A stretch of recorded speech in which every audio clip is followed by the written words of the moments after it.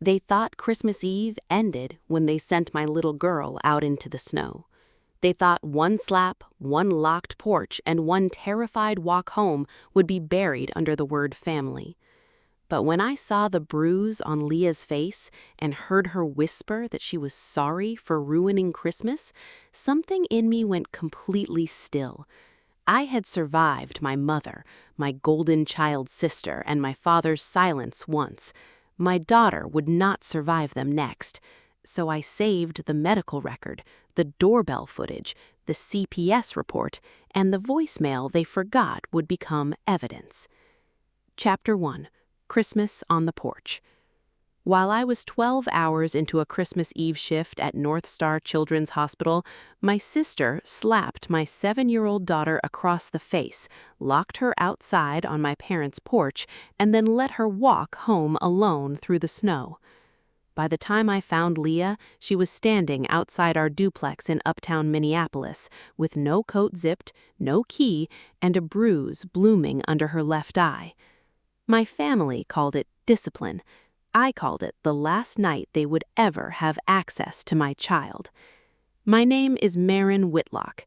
I was 36 years old that Christmas Eve, a pediatrician, a single mother, and a woman who had spent most of her life mistaking endurance for peace. I had started my shift at 7 that morning and ended it just after 7 that night, though ended is a generous word for what happens in a children's hospital on a holiday. You do not really leave the fear behind. You just hand it to the next doctor and hope they have enough coffee to carry it. That day had been fevers, RSV, one asthma attack that turned a father's face gray with panic, and a toddler who cried every time anyone in scrubs walked by.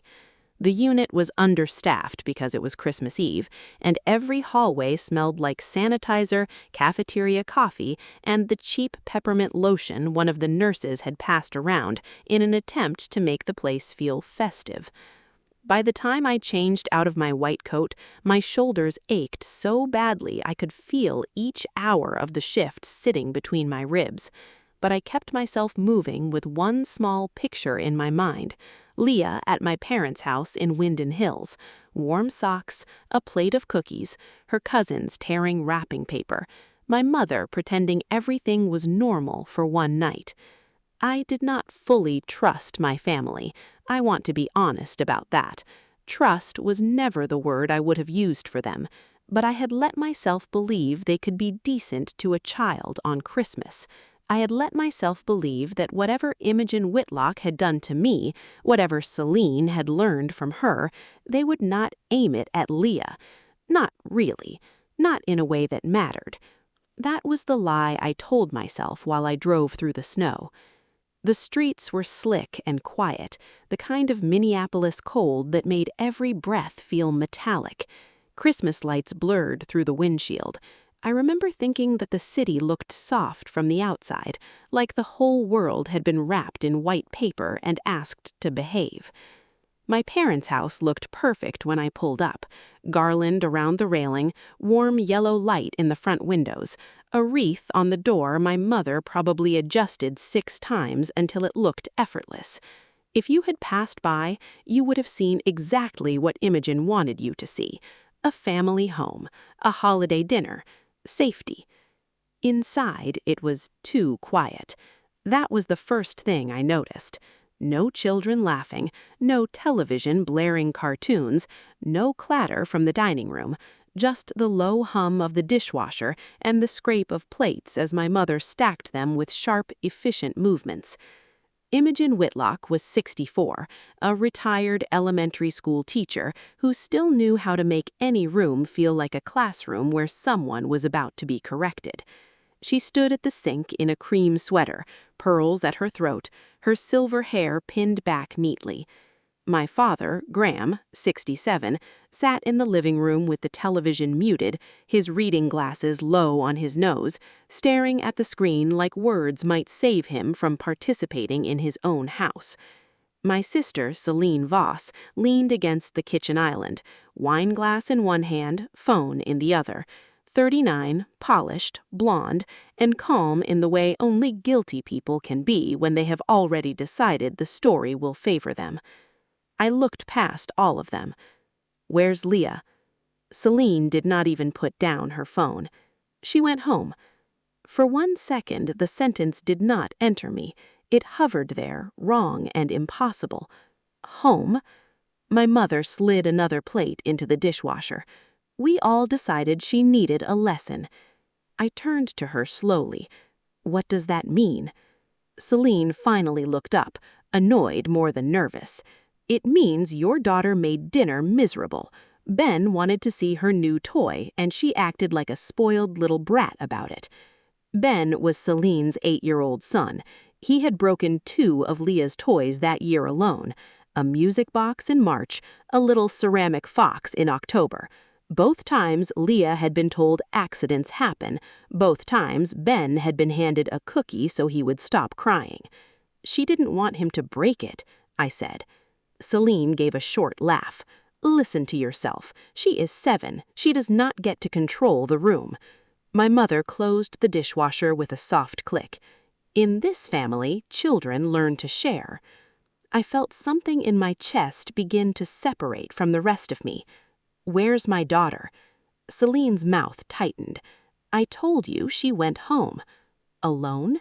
No one answered. The silence was not empty. It was full of decisions. My voice dropped. Did someone drive her? Celine took a sip of wine. She knows the way. It's 6 blocks, maybe less.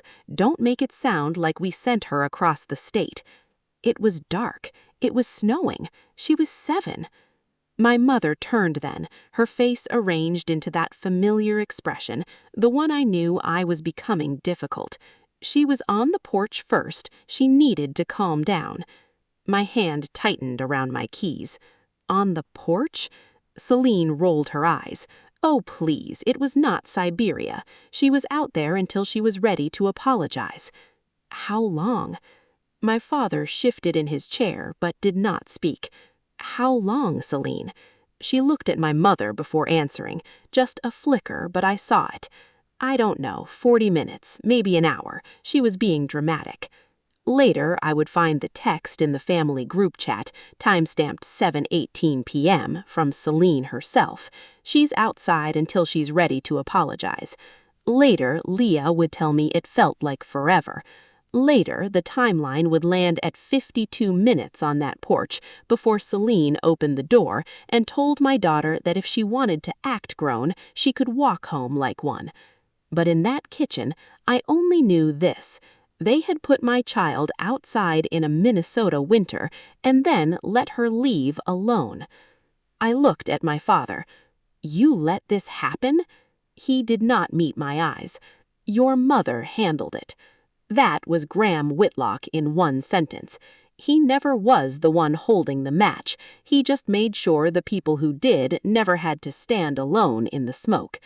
I did not scream. I think that surprised them. Maybe they expected me to break down. Maybe they wanted it, because if I lost control, they could make the night about my reaction instead of their choice. But fear had moved past anger by then. Fear had gone clean and cold. I walked out without another word. The drive back to my duplex in Uptown took less than 10 minutes. It felt like crossing an ocean under ice. Every red light was too long. Every empty sidewalk became a place my daughter might have fallen. I kept seeing Leah's purple hat, the one with the pom-pom, the one she always forgot to pull over her ears. I kept thinking, I sent her there. Not because I trusted them, because I wanted to believe in something. I wanted Leah to have cousins, grandparents, a Christmas table, family stories that did not end in silence. I wanted to give her what I never had, and I had dressed that want as hope. Then I turned onto my street and saw her. She was standing near the front steps of our duplex, small and stiff under the porch light, holding her new toy against her chest like it was the only thing in the world that had not turned against her. Her coat was half zipped, snow clung to her hair, Her cheeks were red, except for the place under her left eye, where a faint shadow had started to rise. For a moment, she did not move. Then she saw me. She did not run. That hurt more than if she had screamed.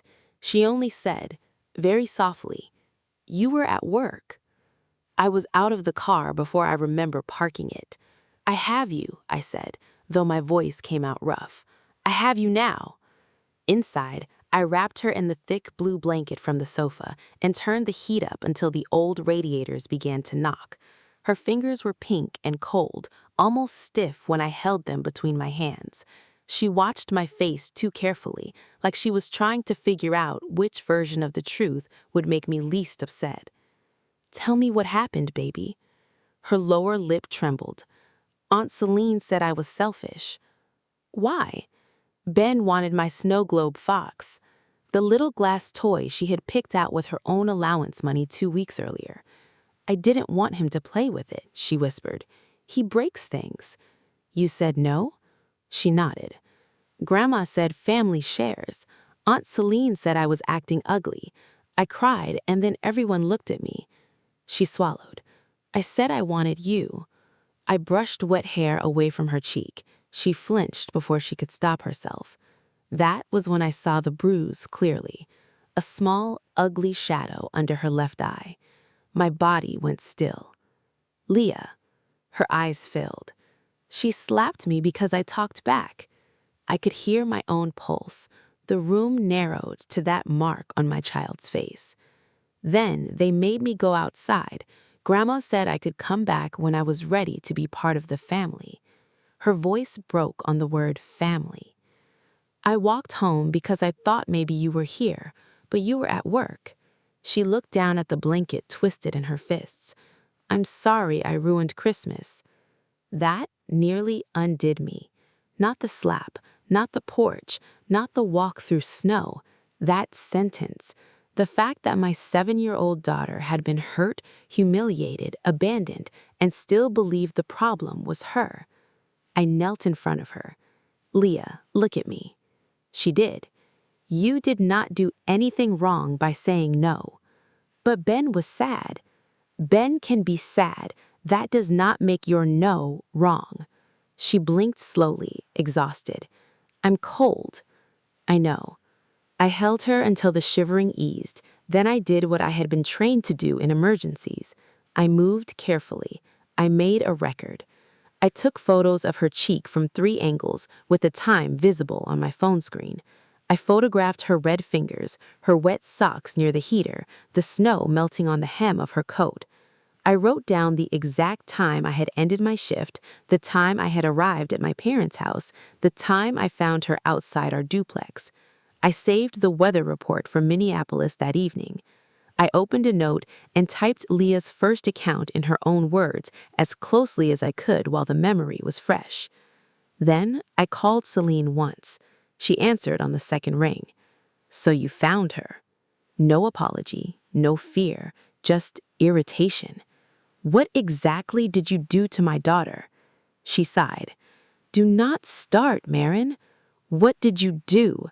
"I disciplined her. You spoil that kid and someone had to tell her the world does not revolve around her." "You hit her." "She was hysterical." "You locked her outside." "She needed to calm down." "You let her walk home alone in the snow." "She knows the way." I let the silence sit between us. Celine hated silence when she could not control it. "Oh God," she said, "you're making that face again, aren't you? The martyr face." I ended the call. Leah had fallen asleep on the sofa by then, one hand still gripping the edge of the blanket as if someone might come take it from her. I sat beside her for a long time and watched the bruise darken under the soft lamp. For the first time that night, I let myself name it correctly. This was not a family disagreement. It was not a misunderstanding. It was not discipline. An adult had hurt my child, and a house full of people had decided that was acceptable. I had survived my family once. My daughter would not have to survive them too. Near midnight, I opened my laptop at the kitchen table. Outside, the snow kept falling, gentle and indifferent. Inside, my home was quiet except for the radiator clicking and Leah's small, steady breaths from the sofa. I created a folder and named it Christmas Eve, Leah. Into it went the photos, the notes, the weather screenshot, my hospital schedule, Celine's voicemail, and the timeline as I knew it. I did not cry. I did not post. I did not call them back. I just kept typing. Because that night was not the end of a Christmas dinner. It was the beginning of a file. Chapter 2. The Family I Escaped. By morning, the snow had stopped, but the cold had not left our house. Leah sat at the kitchen table in her pajamas, both hands wrapped around a mug of hot chocolate she had not really touched. The marshmallows had melted into a thin white film on top. Her hair was still tangled from sleep, and the bruise under her left eye had faded slightly at the edges, but her expression had not softened. She watched every movement I made as if she was trying to predict whether I was angry, whether I was disappointed, whether the next adult in the room would decide she had done something wrong. I set toast in front of her, then sat across from her instead of standing over her. "Am I in trouble?" she asked. The question came so quietly I almost missed it. "No, baby, you are not in trouble." She nodded, but her fingers tightened around the mug. "Is Grandma mad?" That was the part that made me look away for half a second. Not because I did not know the answer, but because I hated that she still cared more about Imogen's anger than her own safety. My daughter had been slapped, locked outside, and sent walking through snow. And somewhere inside her 7-year-old mind, the emergency was still whether the people who hurt her were upset. "Grandma's feelings are not your job," I said carefully. Leah stared into the mug. "Aunt Celine said I made everybody uncomfortable." "You did not make them do anything." "But I said no." I reached across the table, palm up, waiting until she chose to put her hand in mine. "Saying no is not a crime." She looked at me like she wanted to believe that, but belief takes longer than one morning. I called a North Star and told them I would not be in. Then I dressed Leah in warm clothes, packed the snow globe fox in her backpack because she did not want to leave it alone, and drove her to urgent care before I drove anywhere near a police station. I knew what people like my family did with unclear stories. They softened them, they renamed them, they turned harm into drama, danger into overreaction, evidence into attitude. I had grown up watching Imogen take a clean fact and wrap it in enough shame to make the truth look rude. So I wanted a record. The urgent care waiting room was bright and too warm, still decorated with paper snowflakes and a plastic Christmas tree near the check-in desk. Leah sat pressed against my side, her boots swinging above the floor. Every time the automatic doors opened, cold air pushed across the room and she leaned closer to me. The doctor who examined her was young, maybe early 30s, with tired eyes and a kind voice. She asked Leah before touching her face. Leah nodded, but her chin trembled. The words she typed into the medical record were plain and clinical. Bruising to left cheek, mild cold exposure, redness in fingers, emotional distress noted. Child reports being struck by an adult family member and left outside in winter weather. No music swelled, no one gasped, no one said monster or abuse or Christmas or betrayal. Just words on a screen. And somehow that made it more real. Years my family had survived by making me doubt the names of things. If I was hurt, I was sensitive. If I was angry, I was disrespectful. If Celine lied first, I was defensive. But there it was, typed by someone who did not know us, someone who owed my mother nothing.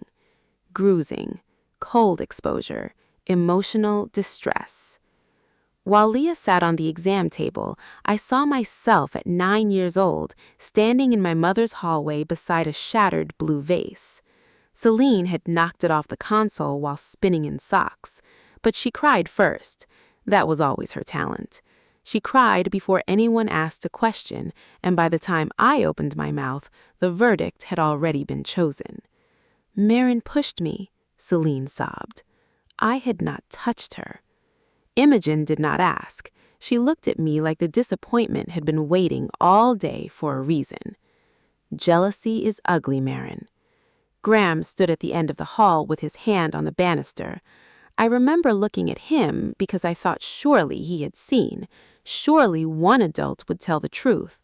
But he turned and walked into the kitchen. That was the first lesson. In our house, the person who cried at the right time won. The person who told the truth too late was punished for making things worse. Leah shifted on the exam table and pulled me back to the present. "Can we go home after this?" she asked. "Soon," I said. "But first, we need to talk to someone who can help make sure this does not happen again." Her eyes widened. "The police?" I kept my voice gentle. "Yes." "Am I in trouble?" "No."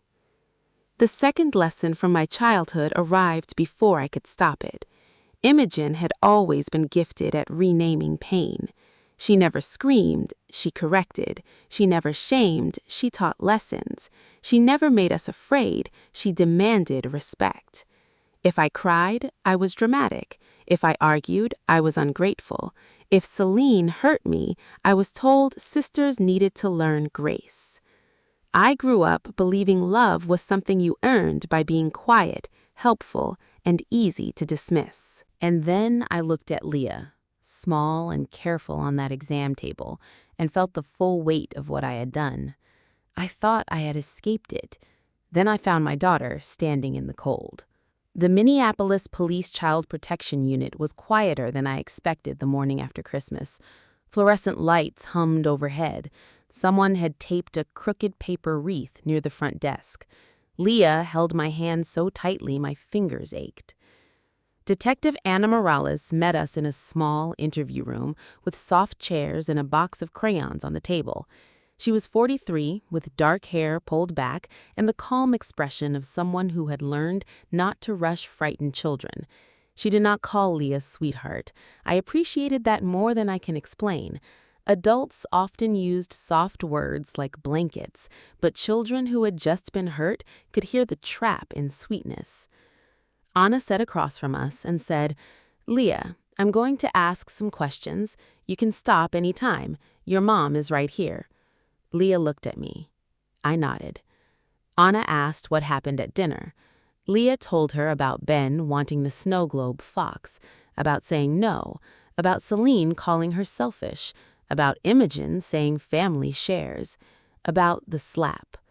Her voice got smaller when she talked about the porch. They said I could come back when I was ready to be part of the family. Anna's pen paused for half a second, then kept moving. "Did anyone walk you home?" Leah shook her head. "Did anyone call your mom?" "No." "Did you have a key?" "No." I kept my hands folded in my lap, forcing myself not to fill the silences.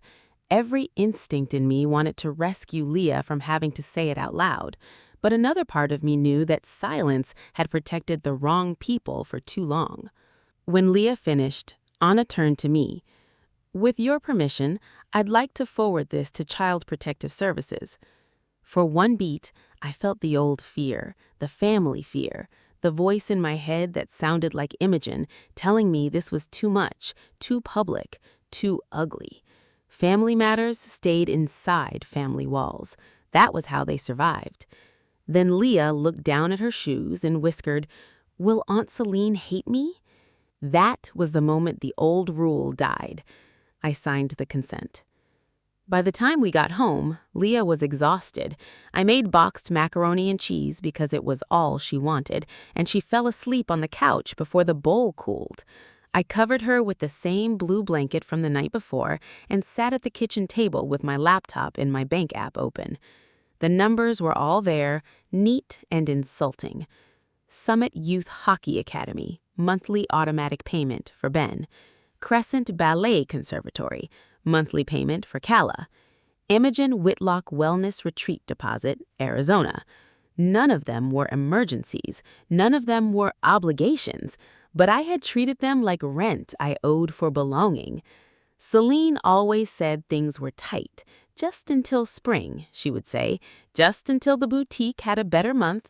Then she would post a picture of a new leather bag or brunch with women from Linden Mom's Circle smiling over mimosas while I picked up an extra shift. Imogen's wellness retreat had started as one weekend for joint pain. Then it became monthly treatments, mineral pools, desert air, a doctor named Sven, and photos sent to her friends with captions about how her doctor daughter insisted she rest. And Calla, Celine's 10-year-old daughter, had once told Leah, "Aunt Maren pays because she doesn't have real family except us." I had heard it. I had swallowed it. I had told myself kids repeat things they do not understand, but adults teach them what to repeat. I thought I was buying peace. I was only renting silence. My cursor hovered over the first payment. For a second, Ben's face came to mind. 8 years old, loud, spoiled, but still a child. Then Calla, who was only 10, already learning that other people's money was proof of her mother's importance. I was not punishing them. I was refusing to fund someone who hit mine. Children are not invoices. Help is not ownership. I clicked cancel on the hockey payment. Then ballet. Then the wellness retreat. The silence afterwards felt enormous. It lasted 11 minutes. My phone rang. Celine. I almost let it go to voicemail. Then I answered because a part of me wanted to hear what her first words would be. They told me everything. What did you do to Ben's payment? Not, how is Leah? Not, is she warm? Not, I am sorry. Just money. I canceled it. You what? I watched Leah sleep. One cheek turned against the pillow, the bruise half hidden by her hair. I'm not paying for you anymore.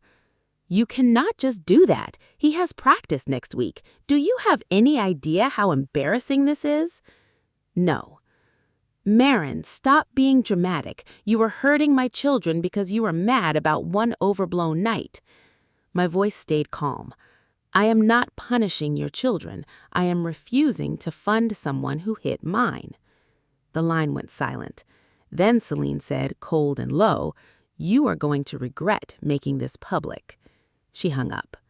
After that, the phone would not stop.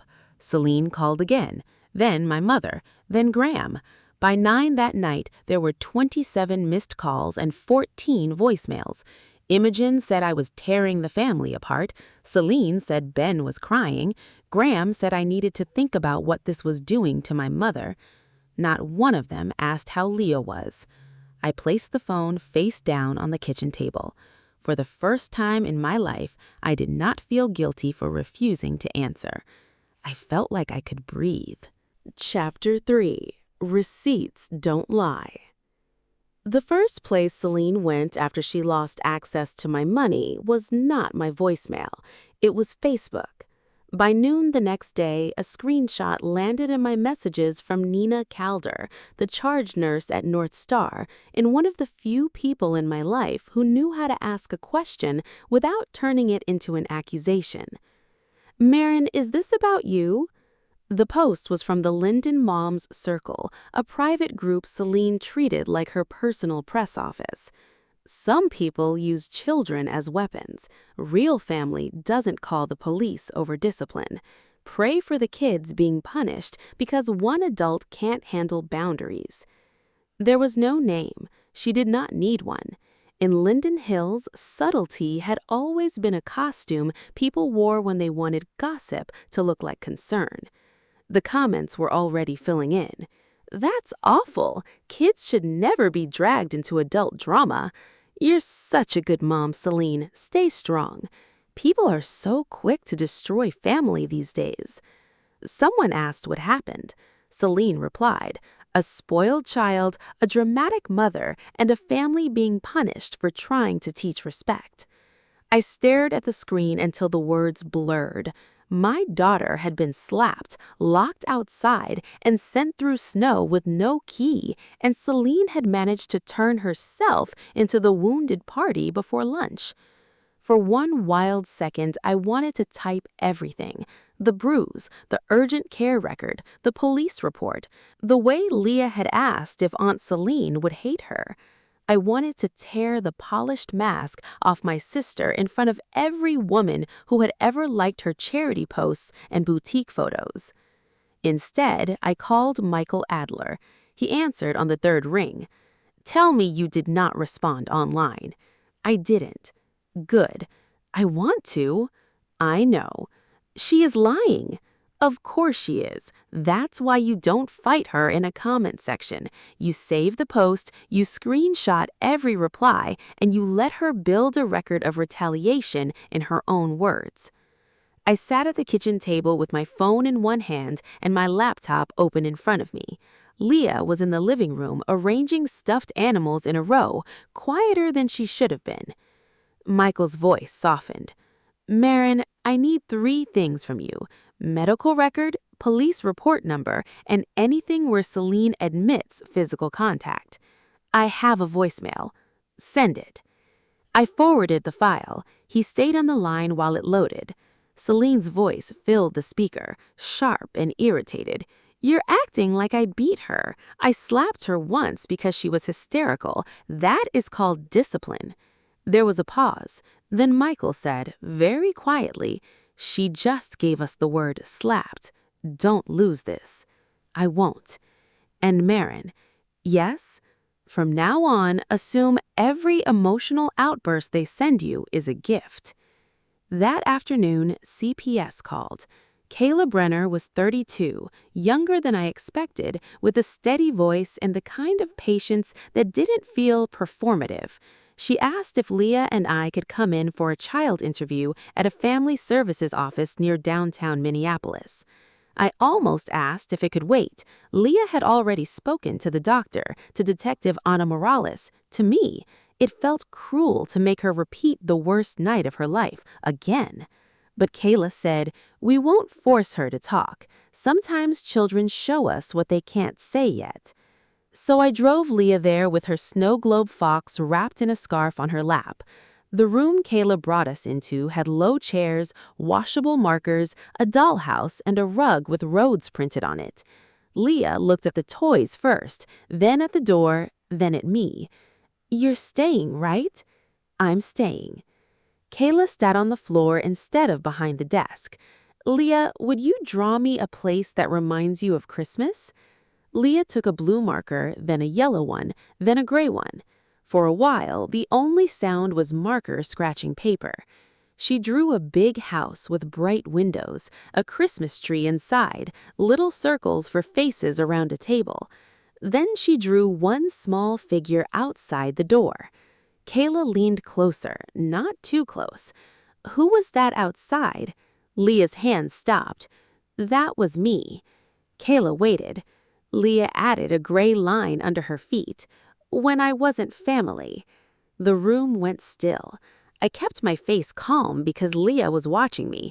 Inside, something in me folded in half. Kayla asked, "Who told you that?" Leah shrugged, but her eyes stayed on the drawing. "Grandma said if I couldn't share, I couldn't act like part of the family." She glanced at me, then back at Leah. "What does that mean?" Leah pressed the marker cap against the paper until it squeaked. Too sensitive, too dramatic. I looked down at my hands and saw that my knuckles had gone white. Calla came up next. Leah said her 10-year-old cousin once said to her, "Aunt Maren pays because she doesn't have a real family, except us." Leah did not say it with anger. She said it like a fact she had been trying to understand. That was worse. Kayla made notes without rushing. She did not gasp or shake her head. She just gave Leah another sheet of paper and said, "You're doing a very brave job." On the drive home, Leah stared out the window. "Did I get Aunt Celine in trouble?" "No." "But I told." "You told the truth." Sometimes people say that because they don't want anyone to see what they did. I swallowed. Sometimes people say that because they don't want anyone to see what they did. She thought about that for a long time. When we got home, Helen Parker was waiting near my front steps. Helen lived in the other half of our duplex, a retired teacher with snow-white hair, wire glasses, and a habit of shoveling both sides of the walk before anyone could thank her. She held her phone in both hands like it was heavier than it was. Maren, I don't like getting involved in family matters. The old version of me might have apologized for making her uncomfortable. The new version only said, "What did you see?" She looked toward my living room window, where Leah's paper snowflakes still hung crookedly. "I saw you carry her in that night. I thought maybe she was sick, but something about it bothered me, so I checked my doorbell camera." My breath tightened. Helen unlocked her phone and showed me the video. There was Leah under the porch light, small against the dark, snow collecting on her shoulders. She stood for a while, then knocked softly, then waited, then knocked again. After a few minutes, she sat on the step with the snow globe fox hugged to her chest. She did not scream, she did not throw anything, she did not act spoiled or hysterical. She just waited in the cold like a child who had learned that making noise did not bring help. Helen's voice broke. "The timestamp shows 28 minutes before you pulled in." I could not speak. Helen wiped under one eye with her glove. "The quiet ones scare me the most.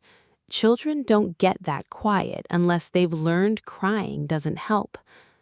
I sent the footage to Michael and Detective Anna before I even took off my coat. That evening, Owen called. I knew Celine had reached him before he said her name.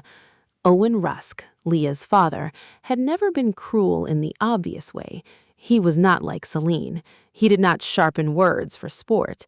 He just disappeared when life became inconvenient. He had left when Leah was 5, saying he was not built for constant stress, as if parenting were a storm system that had targeted him personally. His voice came through careful and defensive. "Celine called me." "Of course she did.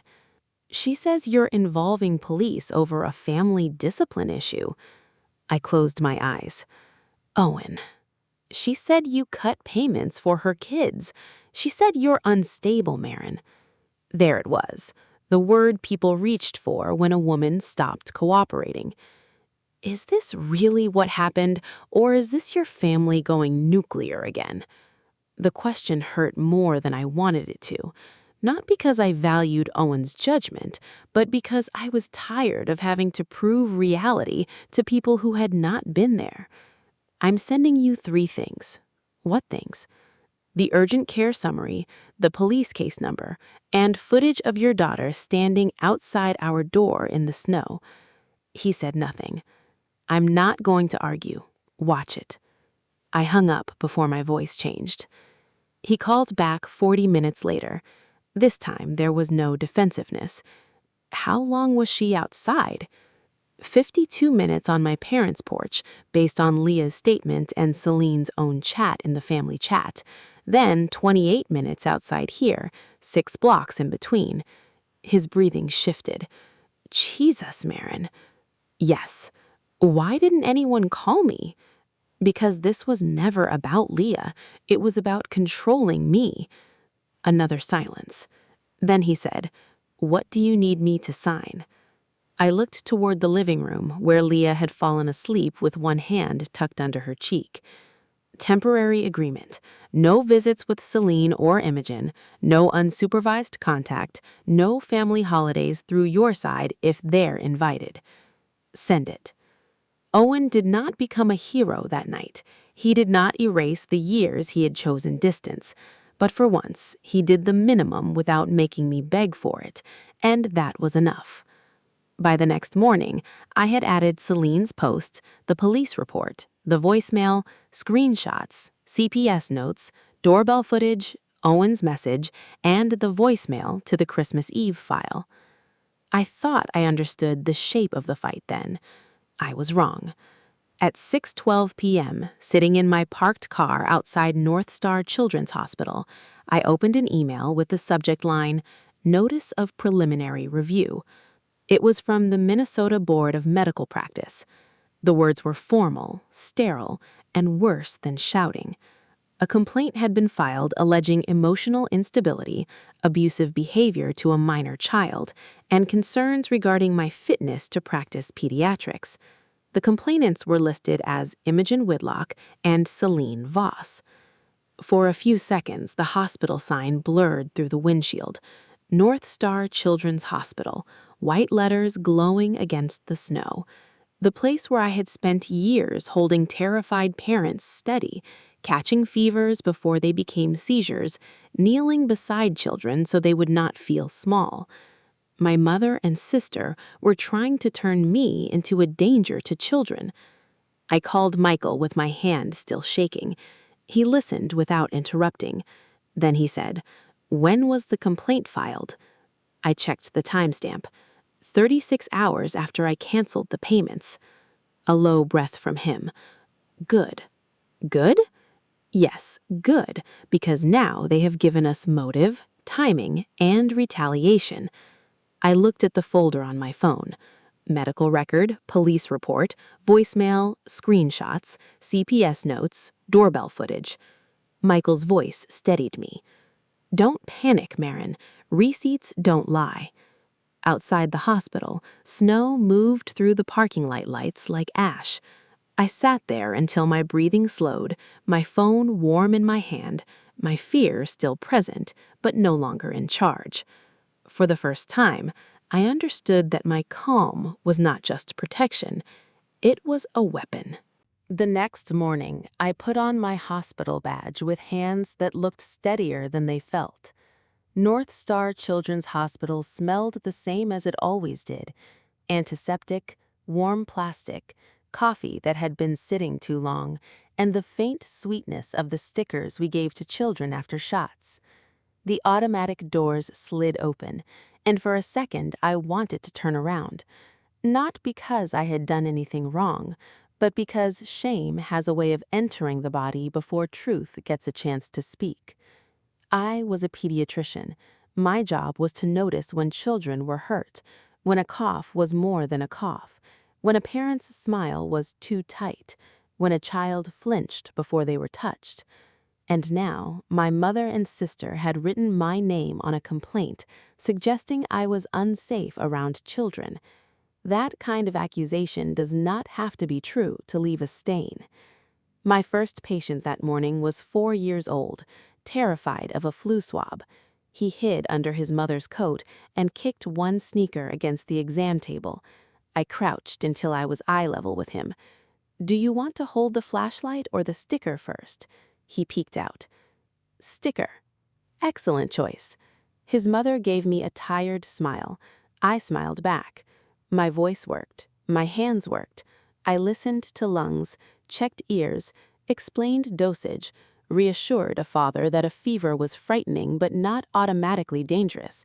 I did all the things I knew how to do, while an email from the Minnesota Board of Medical Practice sat in my mind like a stone. At 11:10, HR called. The room they put me in had no windows. That felt deliberate, even if it wasn't. A representative from Human Resources sat with a folder in front of her.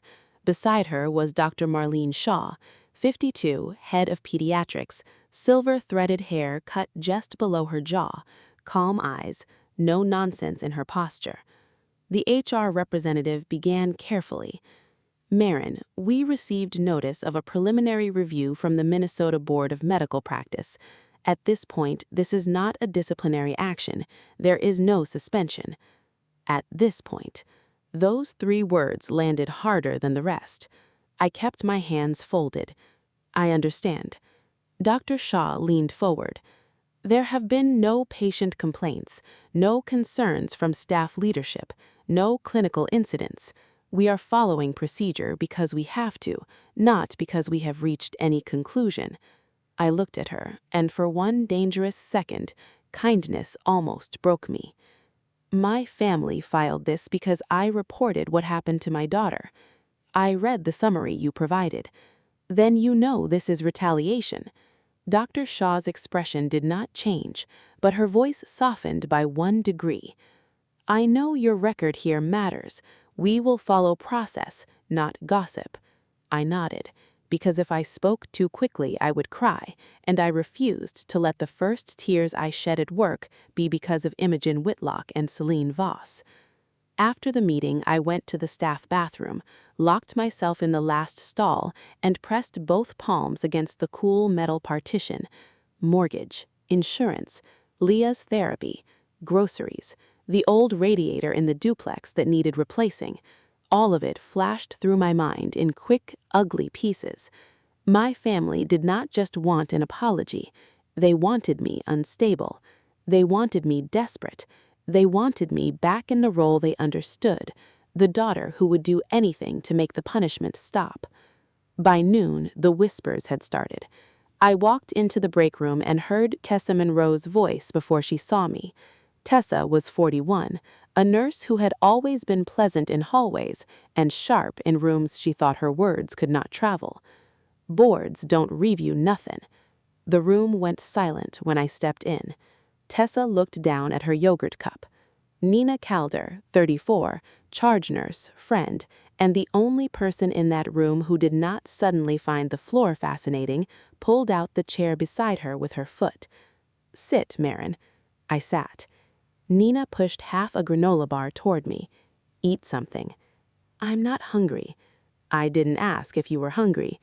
A laugh almost escaped me. Almost. Tessa cleared her throat. "I wasn't talking about you." Nina looked at her.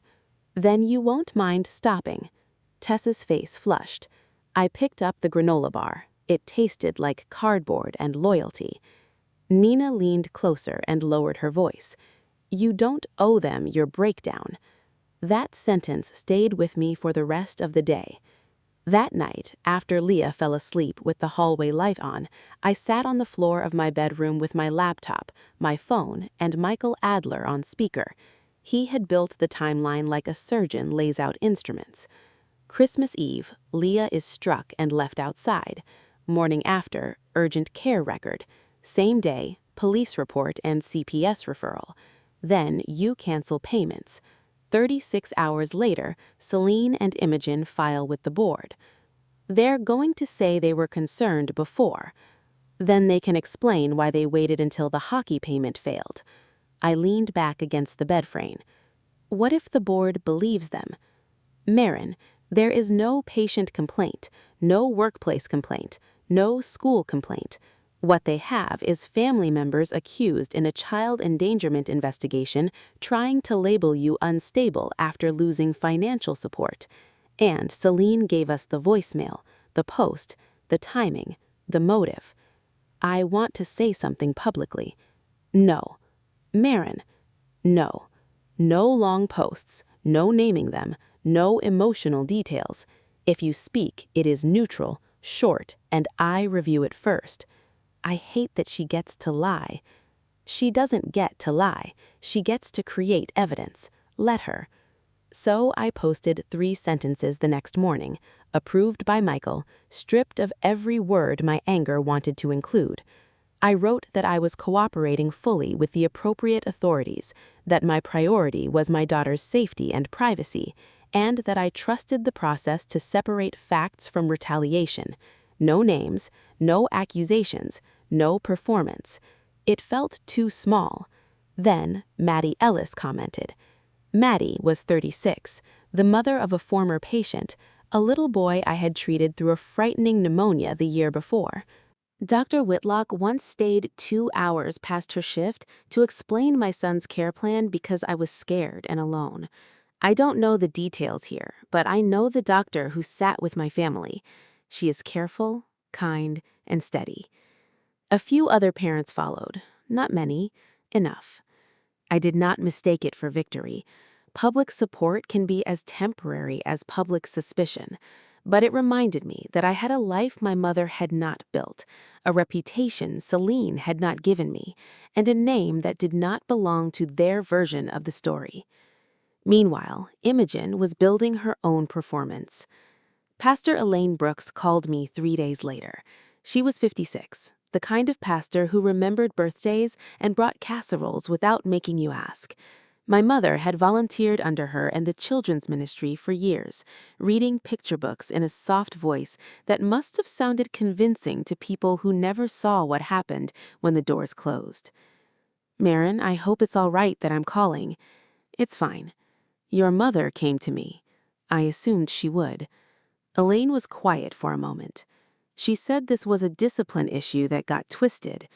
"Did she tell you Leah was outside in the snow?" Another pause. "Not directly." "Ask her directly." "I did."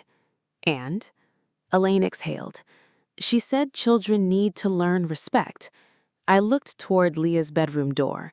That sounds like her. "Maren, is there a police report?" "Yes." "CPS?" "Yes."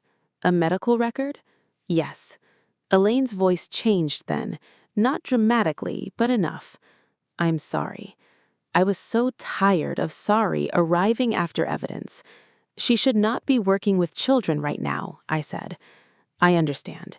For the first time in my life, someone outside the family heard Imogen's polished explanation and stepped back from it instead of stepping toward me with judgment. Graham called that evening. I almost let it go to voicemail, but some old reflex made me answer. "Maren." "Dad." His voice sounded older than it had on Christmas Eve. "Your mother isn't sleeping." I said nothing. "Ben missed hockey. Kala is embarrassed at ballet. This has gotten out of hand." I watched Leah through the open doorway. She was lying on the living room rug, coloring slowly, her brow furrowed in concentration. "Dad, do you want to know how Leah is?" The silence after that question was long enough to be an answer. Finally, he said, "Your mother is suffering too." There it was, the family religion. The adult who caused the harm became the wounded one the moment consequence arrived. I had spent my entire childhood waiting for Graham to stand between me and the people who hurt me. He never did. He never yelled, he never slapped, he never threw anything. He just made sure the people who did never had to feel alone. "She is 7, I said. "I know." "No, Dad, you don't." He breathes into the phone, heavy and tired. "Families don't heal like this." "No, families don't heal by pretending nothing happened either." "Maren." I have to go. For once, I did not wait for permission before ending the call. The preliminary review lasted 5 weeks. 5 weeks of checking my email before brushing my teeth. 5 weeks of smiling at patients while wondering whether my badge would keep opening doors. 5 weeks of Leah asking why I looked tired and me telling her grown-up paperwork was boring, because there are some fears a child should not have to carry. Michael submitted everything. The medical record, the police reports, CPS referral notes, the voicemail, screenshots of Celine's posts, bank records showing years of payments to Celine and Imogen, the timestamp showing the complaint arrived 36 hours after I canceled those payments, a letter from Dr. Shaw confirming there had never been a clinical concern about my practice. On a Thursday afternoon in late January, I was sitting in my car outside North Star after a long shift when the email came. The board dismissed the complaint.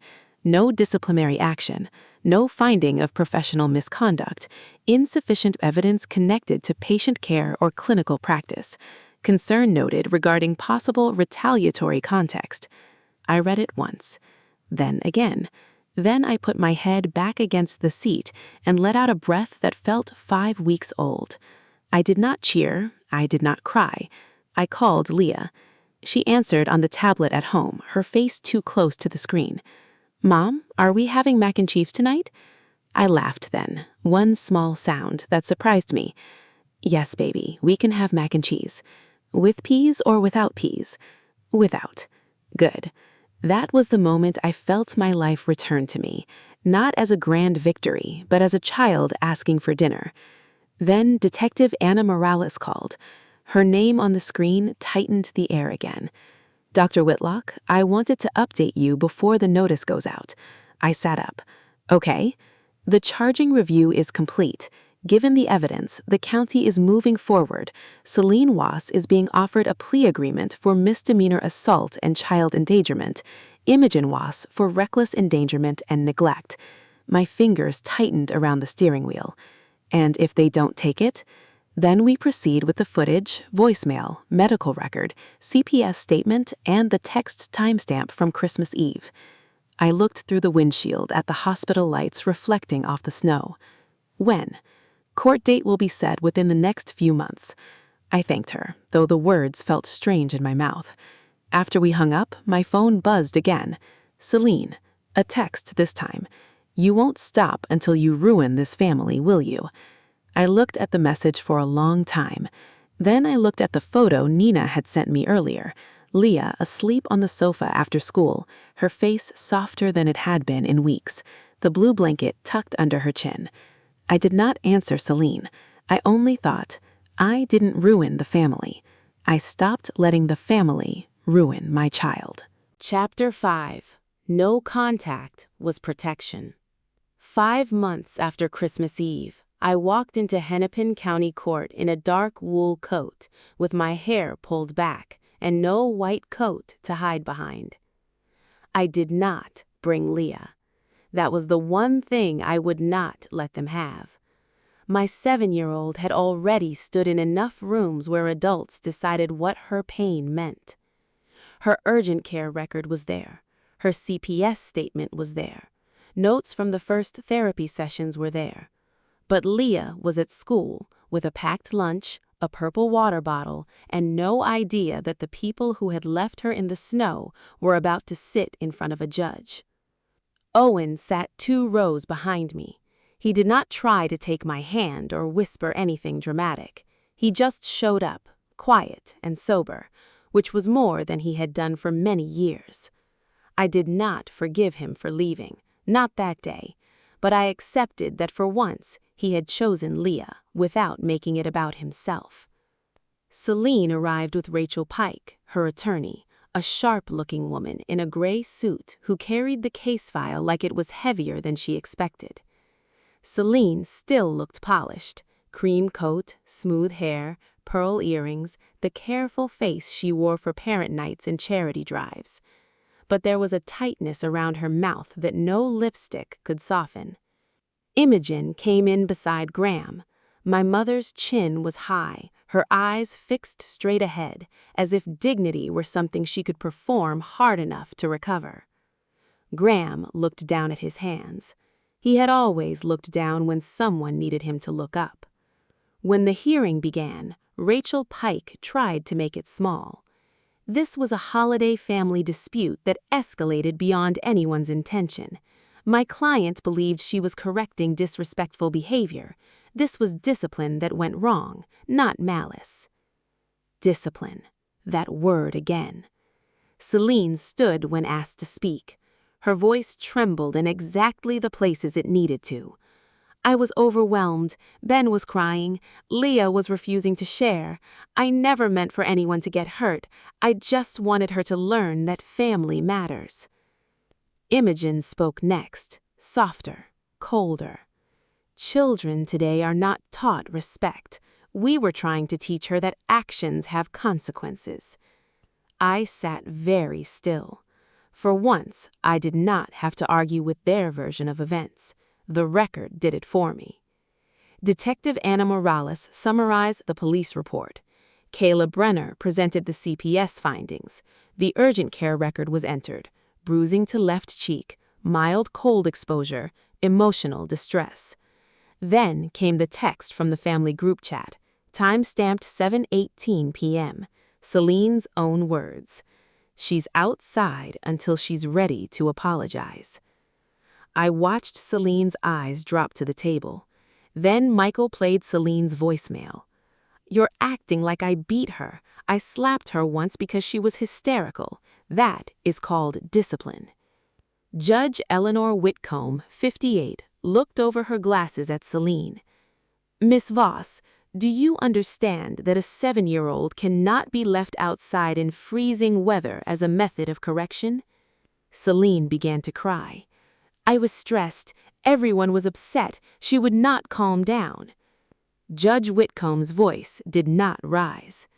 A locked door in freezing weather is not discipline. No one spoke after that. Because it was a first offense and because the plea agreement avoided putting Leah through more proceedings, the sentence was not the kind people imagine in revenge stories. No one was dragged away screaming. No one lost everything in one dramatic second.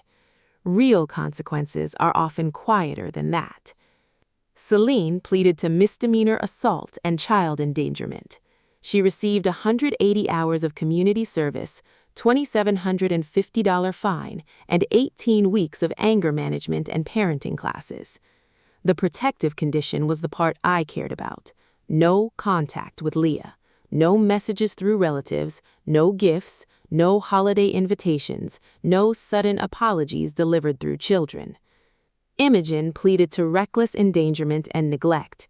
She received 120 hours of community service, $1,250 fine, and was barred from volunteering directly with children during probation. She also received a no-contact condition involving Leah. The judge did not call them monsters. She didn't need to.